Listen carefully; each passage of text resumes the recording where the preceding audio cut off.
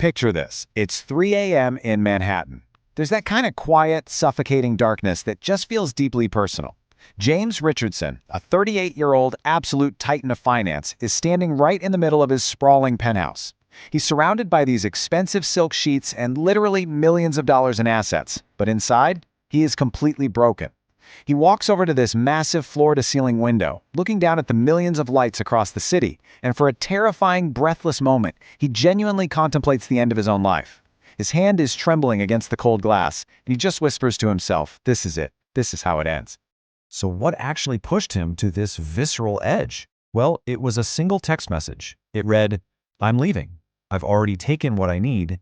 I'll have my lawyer contact you about the divorce. Don't try to find me. S." That was from Sarah, his wife of 12 years. There was no huge argument, no final explosive confrontation, just this devastating, completely silent abandonment by the one person he truly thought would always be there.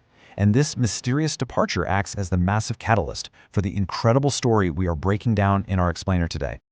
Okay, let's really dive into this. Because you have to wonder, how does a man who has completely conquered the corporate world, a guy who literally took a regional firm and blew it up to a global scale, end up totally stripped of his will to live?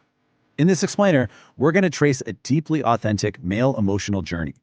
We're going to see exactly how a man who had perfectly, efficiently optimized all the humanity right out of himself was forced to break down completely before he could finally learn how to rebuild. But here is the thing.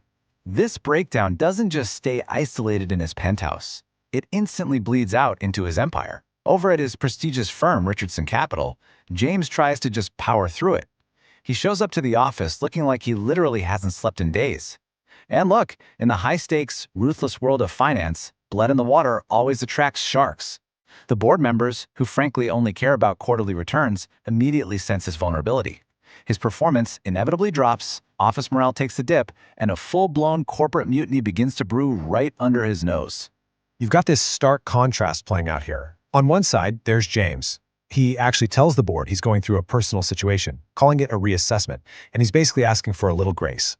But on the exact opposite end of the spectrum, you have board chairman Thomas Whitmore and the fiercely ambitious Margaret Torres. They absolutely do not see a man in pain, they just see a giant liability. Margaret coldly suggests that maybe his little reassessment should include him stepping down. It's just a ruthless calculation to strip him of his power the absolute second he shows a crack in his armor. But James? He isn't going down without a fight. Backed into a corner, he threatens a total scorched earth policy, threatening to expose exactly what was hiding under the pristine, shiny surface of Richardson Capital. And wow, we see the complete moral bankruptcy of this place. We're talking offshore accounts directly managed by Margaret Torres, inappropriate relationships, and massive sweeping regulatory shortcuts. James basically looks the board dead in the eye and says that if they push him out, he's exposing the whole shebang. He literally tells them, "Without me, you're all just people who made money selling their souls. With me gone, you're criminals." He manages to keep his job for the moment, sure. But when he returns to this soulless, temporary rental apartment, all that corporate adrenaline completely fades. The devastating truth finally sets in as he faces a brutal history of his own self-betrayal. We are talking 12 years of treating his wife Sarah like she was just another asset to be managed. 12 years of completely missed anniversaries, rolling in at 11 p.m. reeking of scotch and pure ambition. Looking at these old photos, he realizes he can't even remember the last time she looked at him with actual love. Sitting alone on a pristine white couch, James just breaks. It is a raw, agonizing scene of despair. He weeps uncontrollably, finally truly understanding the sheer magnitude of what his workaholism has cost him. Now, the actual healing process, it doesn't start in a fancy boardroom. It begins with a timeline of incredibly painful, tentative little steps.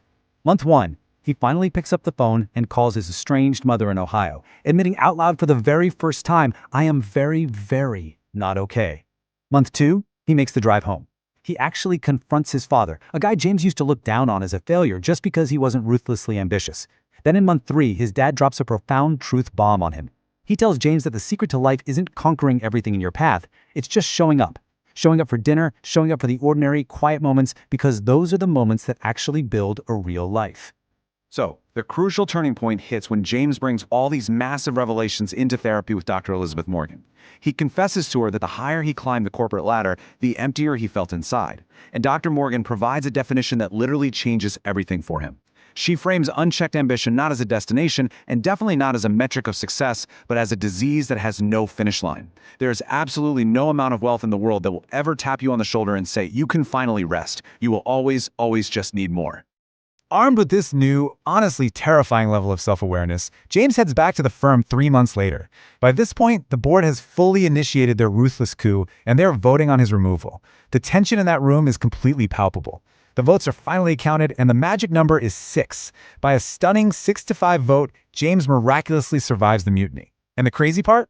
Margaret Torres, in this highly calculated power move, actually abstains from voting, which unintentionally saves his corporate life. Now, you might expect him to use this massive victory to gloat, or maybe consolidate his tyrannical power, right? But instead, he delivers an absolute plot twist. Using the power he just retained, he immediately shuts down 3 of the firm's most profitable but completely unethical divisions. He heavily mandates compliance, knowing full well it's going to cost the firm millions and millions of dollars. And then comes the ultimate shocker: he voluntarily steps down. He completely surrenders the CEO position to his trusted partner, Marcus Cole. He just decides he is 100% done making money for people who don't even need it, especially at the expense of his own soul. Okay, so let's shift gears and see how this newfound clarity plays out in his personal life. Free from the crushing weight of the firm, James eventually meets up with Sarah at a coffee shop. And look, this isn't some cheesy Hollywood movie where he sweeps her off her feet with a grand romantic gesture. He isn't trying to manipulate her into coming back to him. He's there for one reason and one reason only: authentic accountability. Ego completely aside, he tells her that he treated her like a managed asset, that he consistently chose ambition over her, and that she was absolutely right to leave him. He takes full, unabashed blame for the relationship damage, which finally frees them both to heal independently. With his old empire completely dismantled, James systematically starts constructing a new, genuinely human-centered life. Step 1, he launches a small, ethical consulting firm. Sure, it makes a tiny fraction of his old income, but it operates with absolute integrity. Step 2, he starts mentoring the younger generation, specifically teaching financial literacy to underprivileged youth. And Step 3, having finally learned how to truly be present, he meets a woman named Lisa at a local art gallery. It's a completely authentic, grounded connection. He isn't constantly checking his phone or stressing about market positions. For the first time, he is just fully, genuinely there. While doing his mentorship work, James drops this absolutely incredible piece of wisdom to a room full of teenagers who are hungry for wealth. He tells them, getting rich is easy. Staying human while you're getting rich is hard. Later on, he gives some advice to a brilliant, highly ambitious young guy named Eric, who just got offered a massive corporate VP job. James tells Eric to listen to his gut. If the job scares him because it requires compromising his core values, then it's the wrong job. He warns Eric very clearly not to mistake the fear of losing your soul for the thrill of ambition. Now, a transformation this profound, it doesn't stay quiet for long. His ultimate legacy actually becomes a beacon for thousands of people. He writes a deeply transformative memoir and ends up standing on a massive TED Talk stage, broadcasting this untold story to millions worldwide. He stands in front of a crowd of hyper-ambitious Harvard business students and tells them that the absolute highest position in the corporate hierarchy is very often the loneliest place you can possibly stand. He makes it clear that money is just a tool, and it is completely incapable of building real love or creating actual meaning.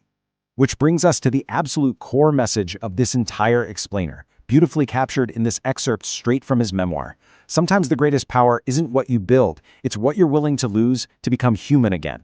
James literally had to watch his marriage die, face down a corporate mutiny, and voluntarily walk away from millions of dollars just to reclaim his own soul. He proves to us that real, lasting strength doesn't actually come from dominating others. It requires an immense, almost terrifying level of vulnerability. So, as we wrap up this incredible journey of deconstruction and authentic rebuilding, I really want to leave you with a final provocative thought. Take a hard look at your own life, your own definitions of success, and your own daily ambitions. What is your untold story? Are you out there sacrificing presence for promotions? And ultimately, what are you willing to lose today to ensure that you remain fully, beautifully human tomorrow?